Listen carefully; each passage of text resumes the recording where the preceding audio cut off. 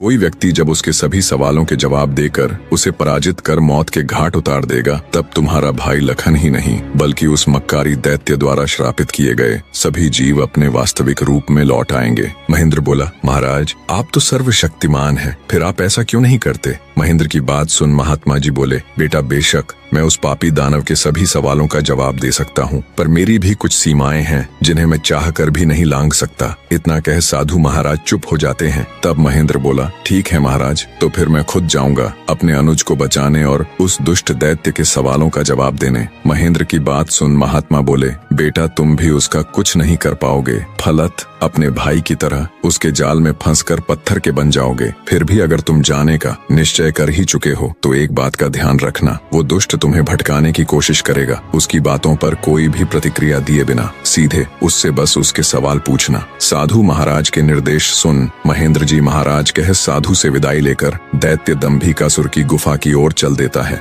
कठिन यात्रा करने के पश्चात महेंद्र उस भयानक गुफा के द्वार पर पहुंच जाता है और दैत्य दंभिकासुर को पुकारता है, हे दुष्ट दानव बाहर आ, मैं आज तेरे सभी सवालों के जवाब दे तेरा काम तमाम कर दूंगा। महेंद्र की बातें जब दंभिकासुर सुनता है, गुस्से से लाल पीला हो दंभिकासुर गुफा से बाहर आकर दहाड़ने लगा। अब कौन मूर्ख मेरे हाथों से मरने आया है? उसकी दहाड़ इतनी शक्तिशाली थी कि पूरा जंगल थर्रा उठा। महेंद्र ने भी जब दैत्य के विकराल रूप को देखा तो क्षण भर के लिए तो वो भी ठिठका, पर फिर गुस्से से गर्जना करते हुए बोला, तो तू है वो दुष्ट राक्षस जिसने मेरे भ्राता की धर्मपत्नी का हरण किया और मेरे अनुज को पत्थर का बना दिया। दुष्ट दानव, आज तेरा अंत निश्चित है। पूछ फरेबी राक्षस, कौन से हैं तेरे वो 7 सवाल, मैं भी तो जानूं। दंभिकासुर घिनौनी हंसी हंसते हुए बोला, ओह तो तू उस निकम्मे कीड़े का भाई है जो मेरे शाप की भेंट चढ़ गया। लगता है तेरा भी जीने से मन भर गया, जो तू सब जानते हुए भी यहाँ आया। महेंद्र क्रोध से दांत पीसते हुए बोला, घिनौने राक्षस, बातों में वक्त जाया मत कर। मैं तेरी बातों में आने वाला नहीं हूँ। जल्दी से पूछ तेरे वो सवाल,